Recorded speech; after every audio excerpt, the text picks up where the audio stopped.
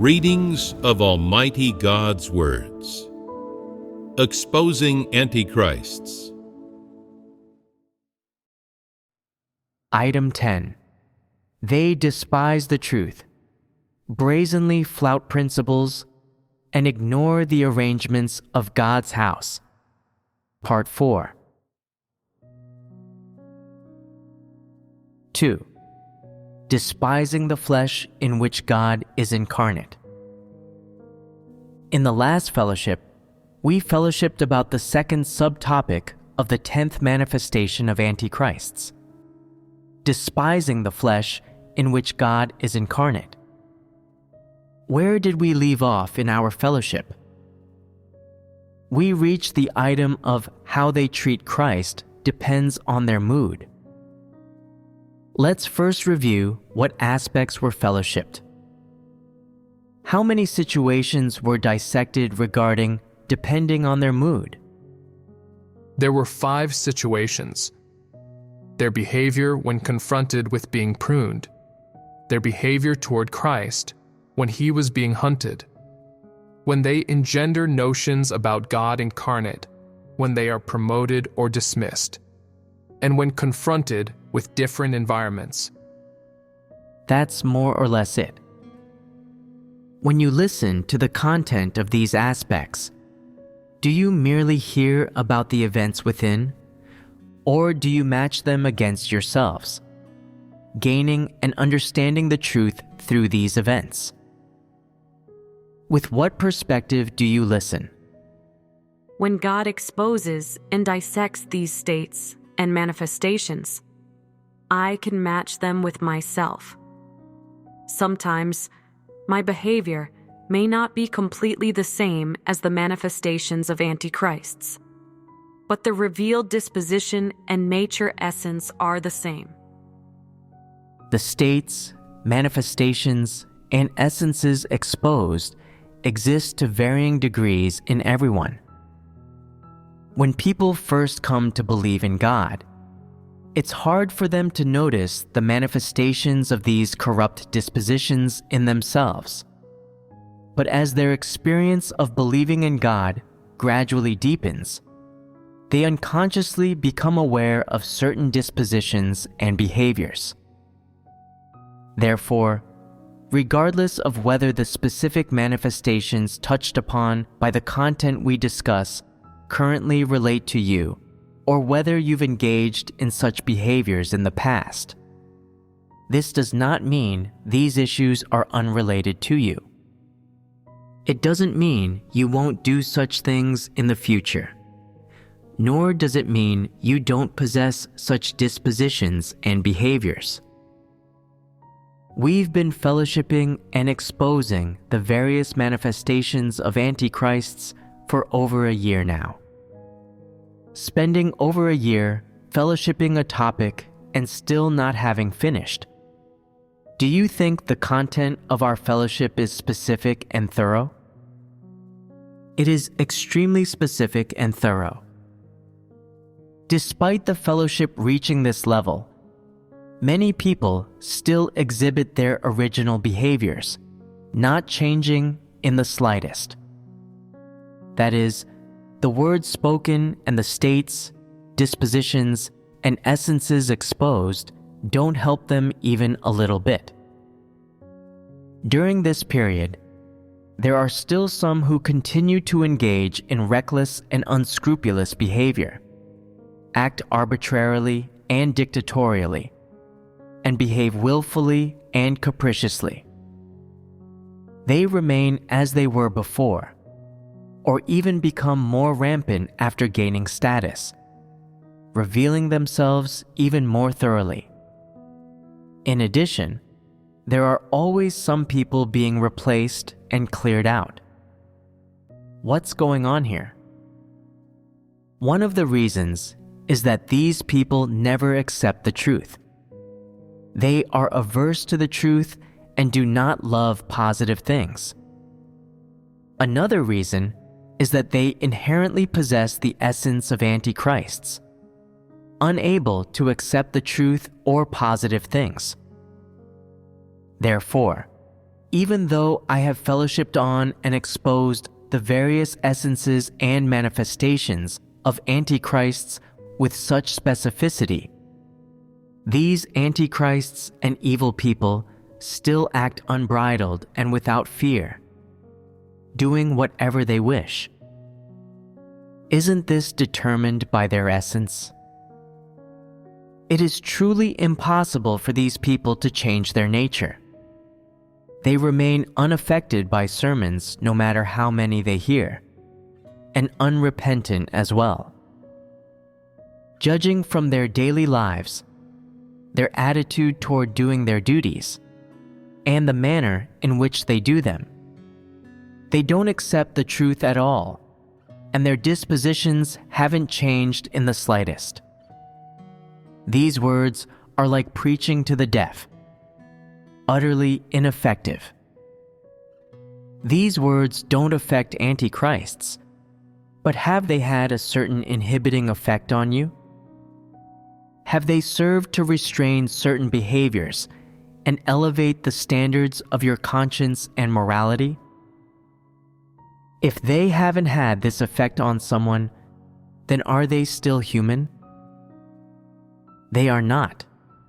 They are devils. Of course, after hearing these words, most people have gained some discernment of the various disposition essences of antichrists, and have developed a hatred for antichrist's dispositions from deep within, while also gaining some understanding and knowledge of their own corrupt disposition essences. This is a good sign, a good thing. But are there people who become increasingly negative the more they listen? Upon hearing these words, they think, it's over. Every time the manifestations, states, and dispositions of antichrists are exposed, they completely match up with mine. Not once are they irrelevant to me. When can I completely dissociate myself from the disposition of antichrists? When can I show some manifestations of God's people, of God's beloved sons? The more they listen, the more negative they become, the more they feel they have no path to follow. Is this reaction normal? Do you feel negative? Every time you hear me expose these manifestations and events of antichrists, does it sting or cause discomfort? Do you feel ashamed? Regardless of what feelings you have, the fact that it doesn't lead to negativity is good. You have stood firm. However, not being negative isn't enough. It doesn't achieve the purpose. It's not the ultimate goal. You need to reach knowledge of yourselves through these words.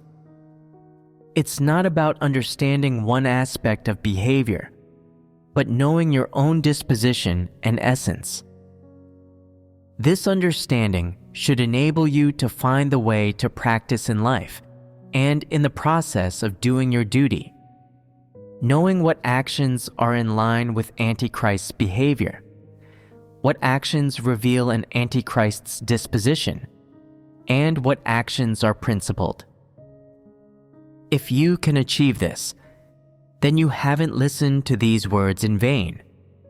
They have had an effect on you.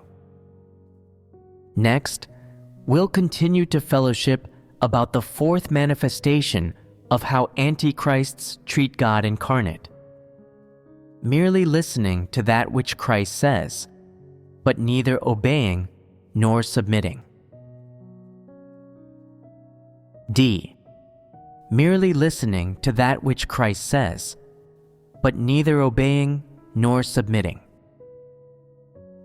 Antichrists merely listen to that which Christ says, but neither obey nor submit.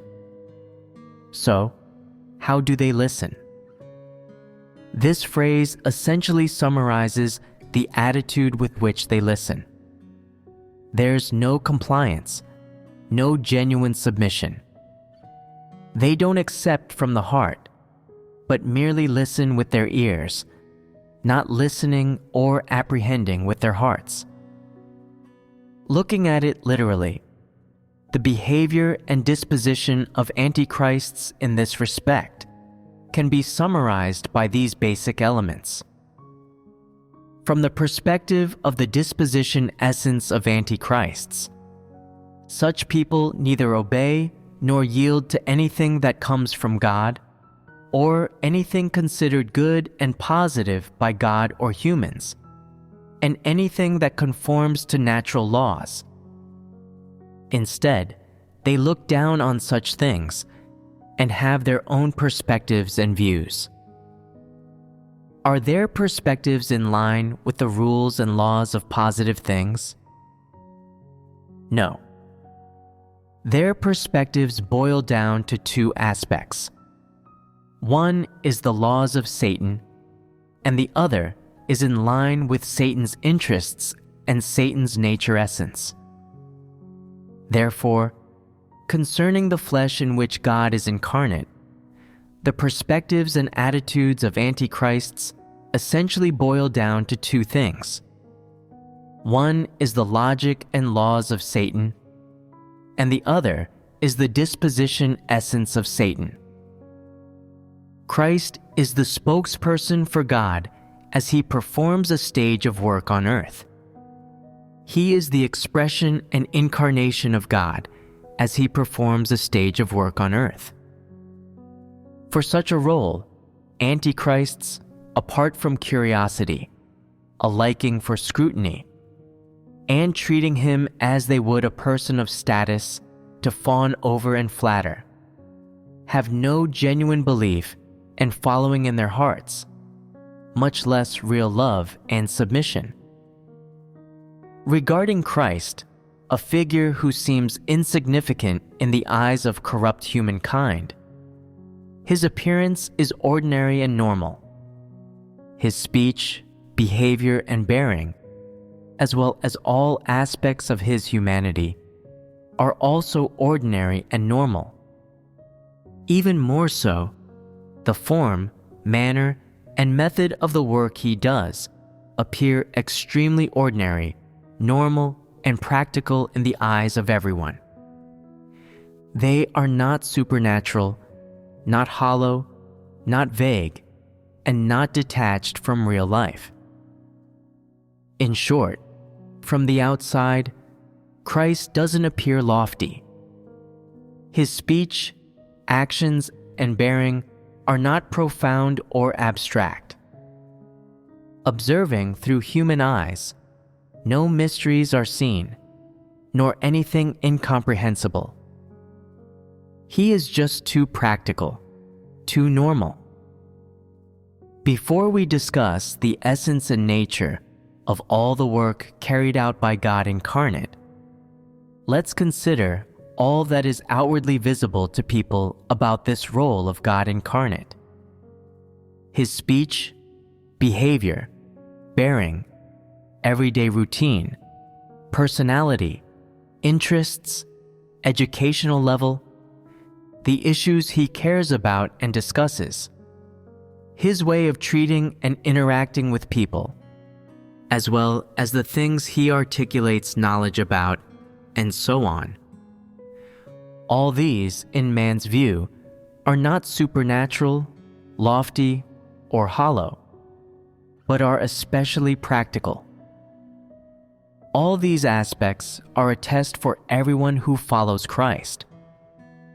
But for those who truly believe in God, who have conscience and reason, once they understand some truths, they summarize all these normal and practical manifestations of Christ on the outside under the category of God incarnate to understand, comprehend, and submit. However, only antichrists don't do this. They can't do it. Deep in their hearts, such an exceedingly ordinary figure as Christ seems to them to lack something. What exactly is missing? Deep inside, Antichrists often feel that such an ordinary person doesn't quite seem like God. They also frequently demand that such an ordinary person should speak, act, and behave in a way that, to them, would befit the true God, the Christ of their imagination. Therefore, looking deep into the hearts of Antichrists, they are unwilling to accept such an ordinary person as their Lord, as their God. The more normal, practical, and ordinary an aspect of Christ is, the more it is despised, scorned, and even regarded with hostility by Antichrists. Thus, regarding any aspect of Christ's behavior, including his words, Antichrists deep down cannot accept them, and are even resistant to them. What does Christ's speech include? Sometimes it's about making work arrangements, sometimes pointing out someone's deficiencies, sometimes exposing the corrupt essence of a certain type of person, sometimes analyzing the essence and all the details of an issue to dissect the problems involved, sometimes judging the right and wrong of a matter, sometimes determining the outcome for a certain type of person, sometimes promoting some people, sometimes dismissing some people, sometimes pruning some people, and sometimes comforting and exhorting some people. Of course, in addition to the truths related to people's life disposition that Christ speaks of during his work, he also frequently touches upon all manner of things, as well as some topics related to human knowledge and various professional fields. Christ is a normal and practical person. He does not live in a vacuum. He has thoughts and viewpoints on all matters concerning human existence and life, and he approaches these matters with principles. If these principles relate to the topics of people's survival, people's life entry, worship of God, can it be said that they are all truths? The words concerning human knowledge, philosophy, and some professional matters that Christ speaks of cannot be directly called the truth, but they differ in viewpoint, attitude, and principle from what humans know on these topics. For example, humans might adopt a reverential attitude toward a piece of knowledge, living by it, whereas Christ can dissect and discern all kinds of knowledge and treat them correctly. Take, for instance, your expertise in a certain profession and your mastery of the related knowledge. What can you achieve with your application of this knowledge? How do you apply this knowledge in the process of doing your duty? Are there any truth principles involved? If you don't understand the truth, then there are no principles, and you rely solely on knowledge in doing your duty.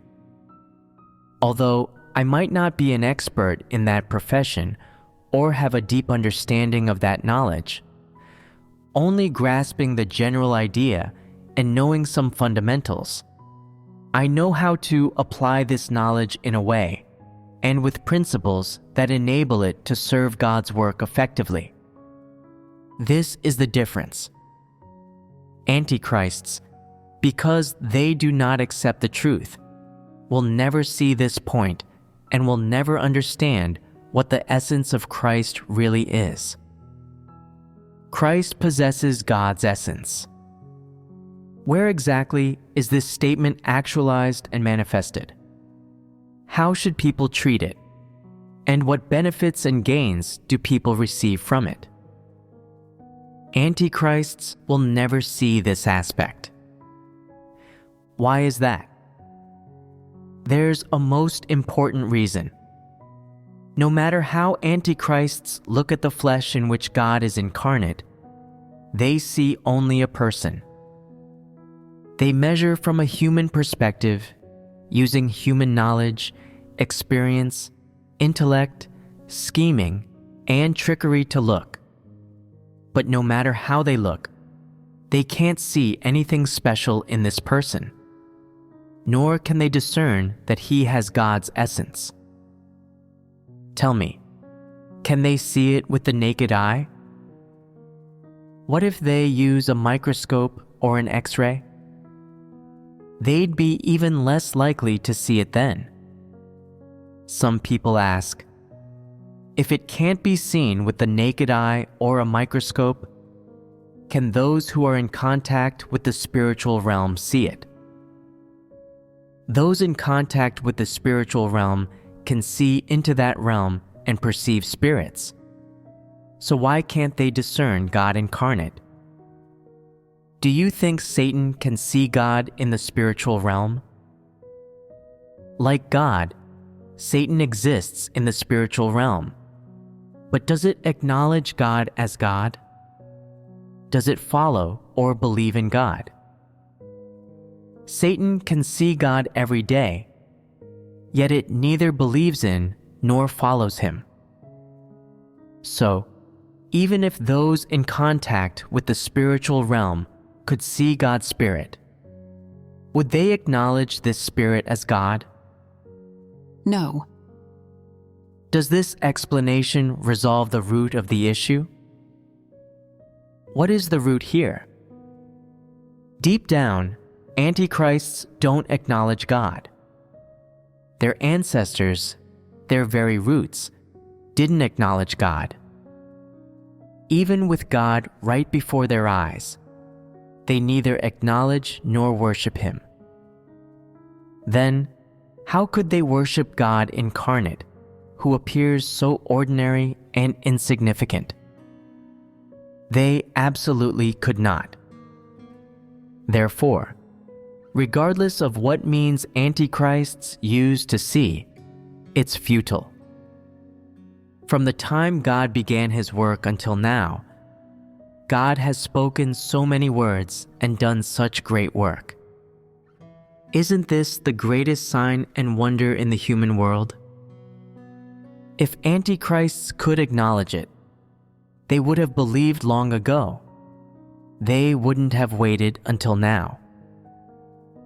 Do some people think antichrists just haven't seen enough of God's actual deeds, so they remain unconvinced? If God were to show some signs and wonders, let them see what the spiritual realm is really like. And if they saw God's real person and that all his words were fulfilled, then they would acknowledge and follow God? Is that how it is? Having contended with God in the spiritual realm for so many years without being convinced, would antichrists suddenly submit in just a few years? That's impossible. Their nature essence is unchangeable. God incarnate has done so much work and spoken so many words, yet none of this can conquer them, nor can they acknowledge God's identity and essence. This is their innate nature. What does this nature indicate? It means that such people as antichrists will forever wage war against God, the truth, and positive things, fighting to the bitter end, never ceasing until death. Aren't they the rightful targets of destruction? What does never ceasing until death mean?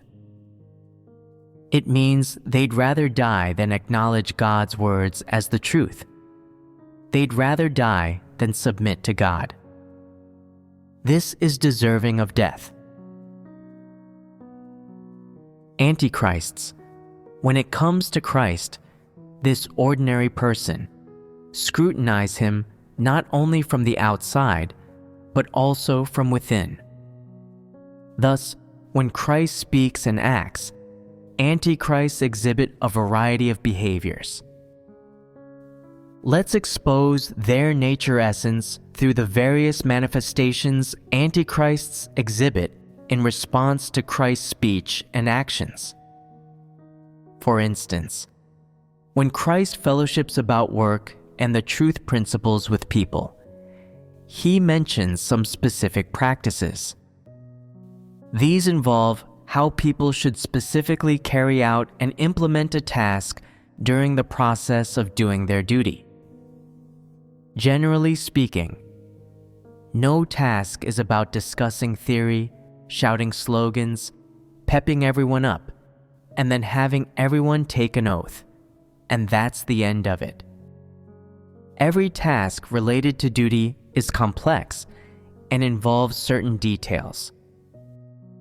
For example, how to choose the right person, how to handle and treat various people's different states, how to handle various problems that arise during the process of doing duty according to principles, how to achieve harmonious cooperation among people without acting arbitrarily and dictatorially, or behaving willfully and capriciously, and so on, covering various topics. When people need to implement specific work that Christ has fellowshipped about and take charge of specific projects, they may encounter difficulties. Shouting slogans and preaching doctrines are easy, but actual implementation is not so simple. At the very least, people need to expend effort, pay a price, and spend time to actually go and carry out these tasks. This involves, in one regard, finding suitable individuals, and in another, learning about the profession involved, researching the common knowledge and theories related to various professional aspects, and the specific methods and approaches of operation. Additionally, they might encounter some challenging issues. Generally, normal people feel a bit daunted upon hearing about these difficulties, feeling some pressure.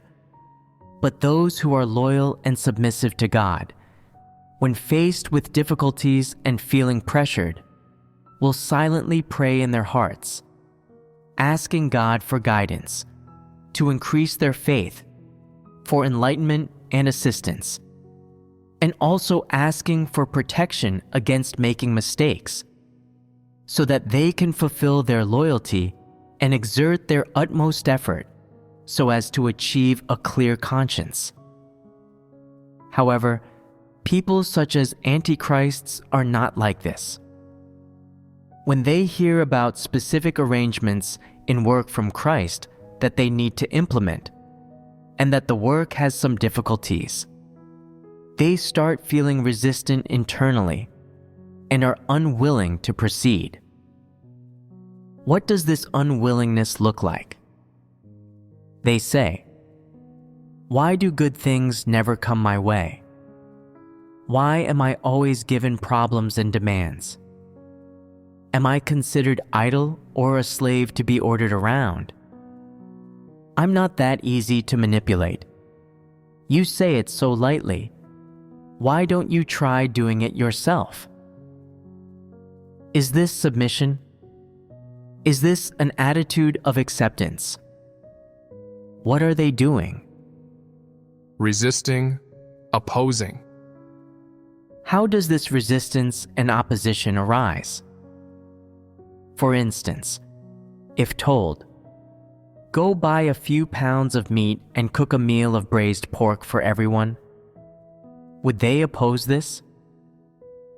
But if told, "Today, go and till that land, and while tilling, you need to finish removing the stones first before you can have your meal," they would become unwilling.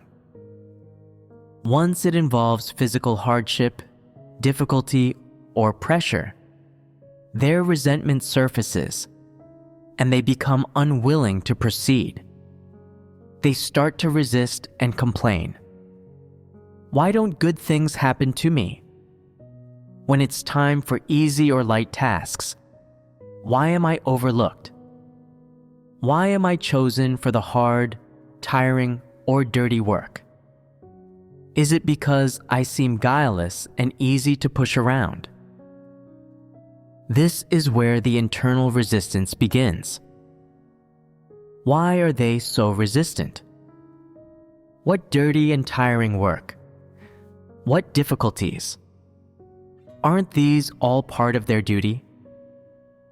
Whoever is assigned should do it. What's there to pick and choose about? Is it about deliberately making things difficult for them? But they believe it is deliberately making things difficult for them, putting them on the spot, so they don't accept this duty from God and are unwilling to accept it. What is going on here? Is it that when they face difficulties, need to endure physical hardship, and can no longer live in comfort, they become resistant? Is this unconditional, complaint-free submission? They become unwilling at the slightest difficulty. Anything they don't want to do, any work they perceive as difficult, undesirable, demeaning, or looked down upon by others, they fiercely resist, object to, and refuse, showing not the slightest bit of submission. The first reaction of antichrists when faced with Christ's words, commands, or the principles he fellowships about, as soon as it causes them difficulties or requires them to suffer or pay a price, is resistance and refusal, feeling repulsion in their hearts. However, when it comes to things they are willing to do or that benefit them, their attitude is not the same. Antichrists desire to indulge in comfort and stand out. But are they delighted and happily willing to accept, when they face the suffering of the flesh, the need to pay a price, or even risk offending others?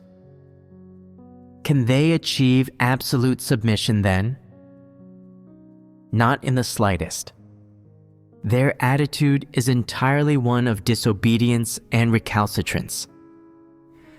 When people such as antichrists are faced with things they don't want to do, things that don't align with their preferences, tastes, or self-interests, their attitude toward Christ's words becomes one of absolute refusal and resistance, without a trace of submission.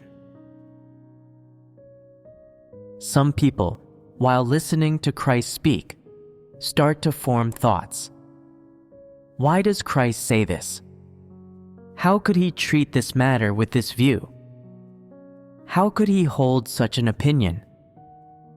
How could he define something this way? Is this also the truth? Are these also God's words? I don't think so. The way God speaks in the Bible is recorded differently, with a certain kind of rationality, without going into these detailed and trivial matters. Why does Christ speak like this? It's always about details and dissecting details. Can God really speak like this? They don't have notions each time they read God's words, and what they think is, these are God's words. I must rely on them to obtain life, salvation, and blessings. However, when they actually interact with Christ, they start to form opinions about his views, comments, and attitudes on some matters, as well as his ways of handling certain people. And these opinions can be considered as human notions. When antichrists engender notions in their hearts, will they pray to God to prune their notions? Absolutely not. They continually measure Christ's words by their own notions without a trace of a heart of submission. Thus, when they develop notions about Christ, they start feeling resistant inside and gradually become antagonistic toward Christ. When such antagonism arises, do antichrists still plan to submit? Do they still plan to accept? In their hearts, they begin to resist, thinking, now I've got some leverage over you. Aren't you supposed to be God? Aren't all your words the truth? It turns out you also reason logically when you do things, and you judge matters based on what you see with your eyes. Your actions don't align with God's essence. They start to feel disobedience inside. When this disobedience arises, it is revealed on the outside. They might say, "What you say seems right, but I need to check God's words to see what He says about that. I need to pray to God to see how He leads me. I need to wait and seek to see how God guides and enlightens me. As for what you've said, it's no longer within my consideration, and it can't be the basis for my actions." What manifestation is this? Denying Christ. They deny Christ, but why do they still read the word appears in the flesh? I think they only acknowledge the vague God in heaven and outright deny Christ on earth. Antichrists consistently live within hollow words and doctrines, revering a lofty, invisible God. Therefore, they highly revere and esteem the written words that are the recorded sayings of Christ, yet regard Christ, who is as ordinary as one can be, as having no status in their hearts whatsoever. Isn't this contradictory? When they harbor notions about Christ, they say, "I need to pray and seek to see what God's words say." Acknowledging only God's words, but not Christ, who are they? No matter how significant or profound their notions about Christ's words may be, once those words are printed, their notions disappear. Once the words become text, they worship them as God. Isn't this the same error made by Pharisees and those in religious circles? Failing to understand the truth makes it easy for these manifestations and notions to arise. After antichrists develop notions, their hearts cannot submit. There is no submission, only resistance. Under what circumstances do ordinary people develop notions? Or what kind of people are prone to developing notions? One kind is those who do not understand God's words, and another is those who do not have spiritual understanding and do not accept the truth. They are prone to developing notions. Once notions arise, they begin to resist in their hearts. For instance, I might tell people to do something a certain way based on the background, environment, and human needs at that time. Later, as time passes and situations change, the way and method of handling the matter might also change. However, this change gives antichrists an opportunity to develop notions. You previously said this, declaring it as the truth and telling people to practice it that way. We finally understood and were able to practice and adhere to it, thinking we had hope for blessings. And now you're telling us to do it differently. What does this mean? Aren't you tormenting us? Aren't you treating us as less than human? What exactly is the right way to do it? Any change in method, approach, or statement can infuriate some people. These individuals are those who do not understand the truth at all and cannot comprehend it. They measure all that God does with old viewpoints, old theories, some human moral standards, standards of conscience, and even some logical thinking and human knowledge. When all this contradicts what Christ has said, or when discrepancies arise in the middle, they don't know how to handle it. When unsure of how to proceed, normal people should be able to calm down and accept first, then gradually seek to understand. However, antichrists aren't like this. They first resist and then pray before the vague God, appearing like they are practicing the truth and loving God very much. What's the purpose of their prayer? It's to find sufficient evidence to deny Christ's words, to condemn and criticize what Christ has said, to achieve peace of mind. This is how they resolve their notions. Can this resolve their notions? No, Why not?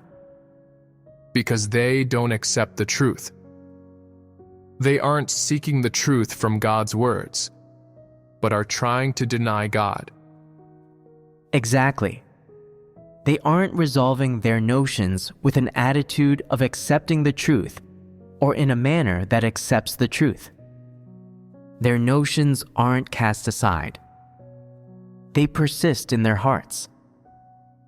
Therefore, such an approach will never resolve their notions, will never allow them to let go of their notions.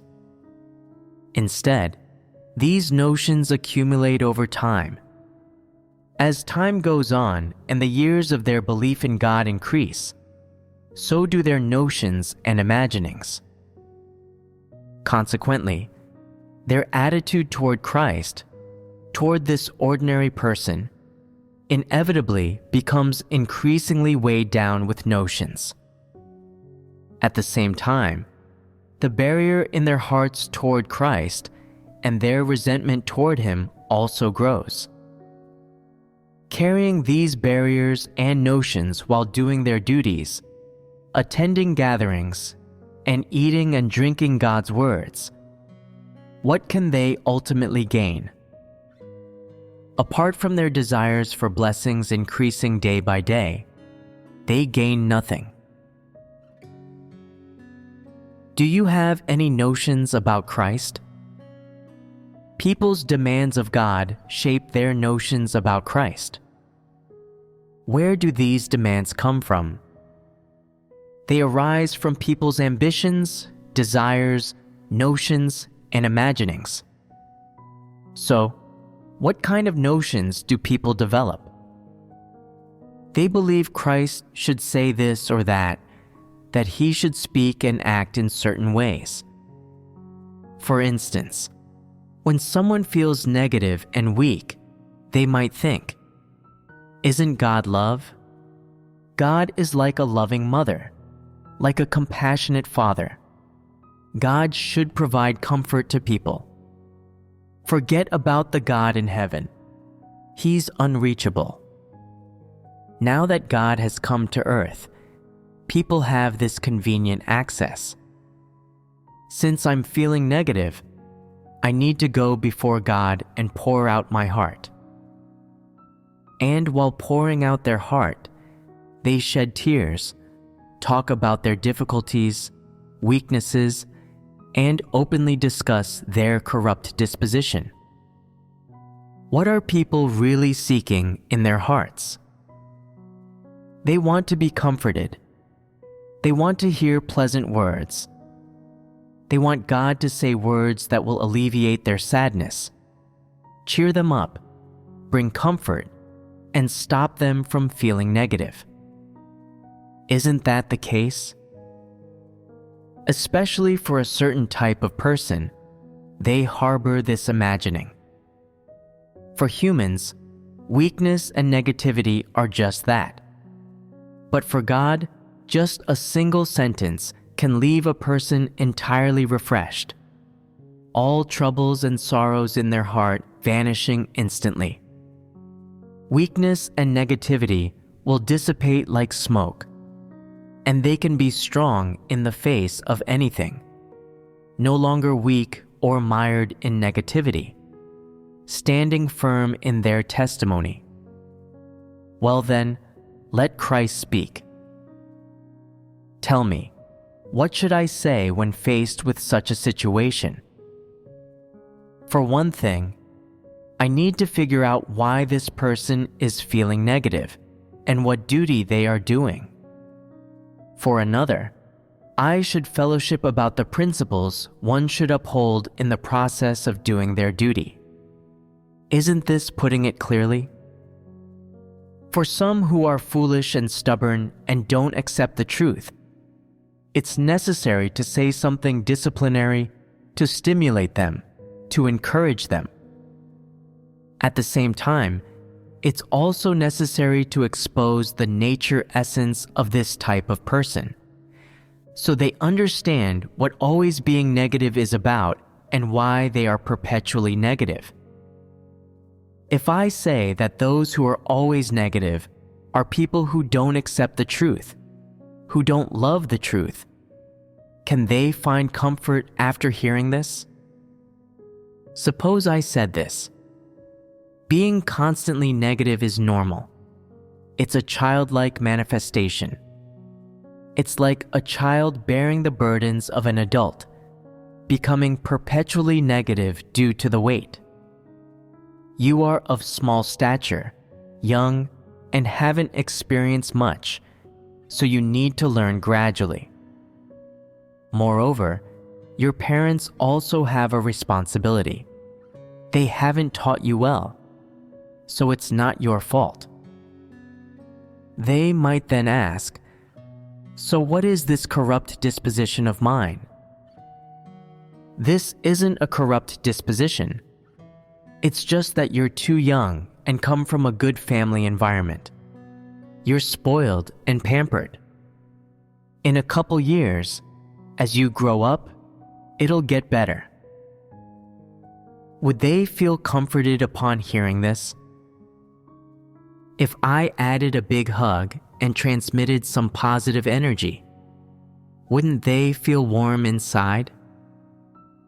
This way, they would feel they have experienced God's love and warmth. But Christ usually doesn't act like this. He might actually do so for older children as a form of comfort, but for every adult, he wouldn't act this way. That would be called deceiving a fool.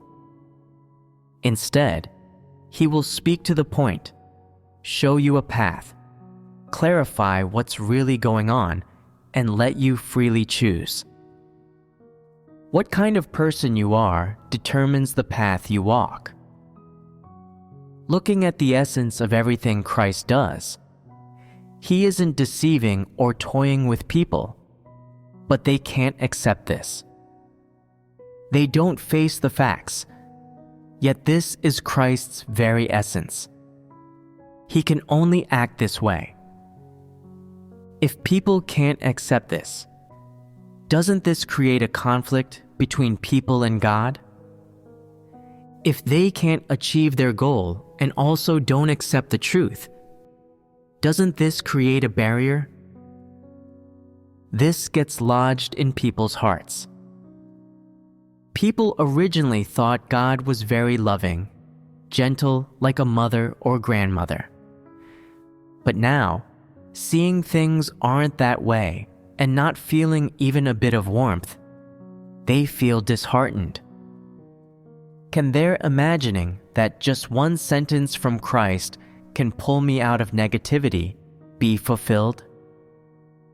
As long as Christ comes to solve my problems, I guarantee I'll feel warm inside instantly, and I'll never be negative again. Everything will become clear, and a path will open up. Is this imagining realistic? Can this goal be achieved? Therefore, in this matter, if people always rely on their notions and imaginings, it won't work. They must seek the truth to resolve the issue.